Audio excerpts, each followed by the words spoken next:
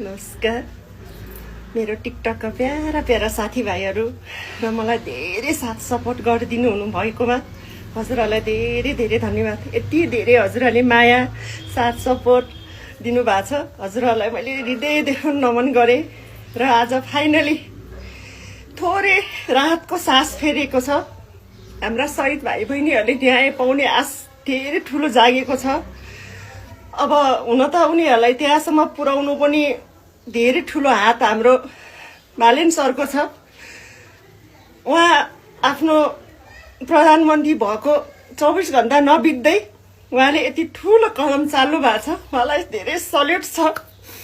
र मेरो प्यारो भाइ सुदन गुरुङ, म उहाँलाई त अब गृहमन्त्री भइसक्नु भयो, उहाँलाई भाइ नै भन्छु। भाइ मेरो छोरा जस्तै हुनुहुन्छ।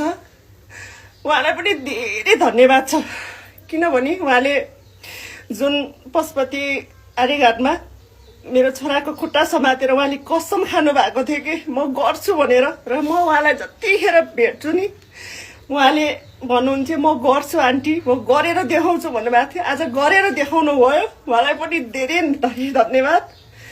र आज हेर्नु न, पानी बर्सिरहेको छ।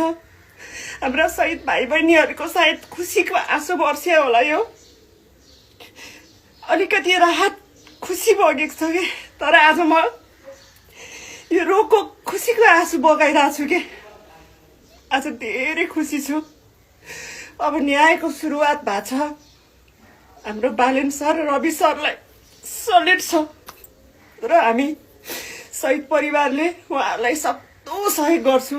जुन सडकबाट सुरु गरेको आन्दोलन आज सदनसम्म पुगेर आफ्नो आवाज उठाउन पाएको छु।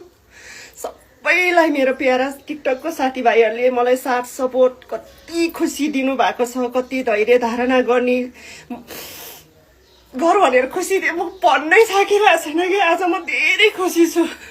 मेरो छोराको शरीर मसँग नभए पनि उसको आत्मा मसँग छ कि महसुस गर्छु म।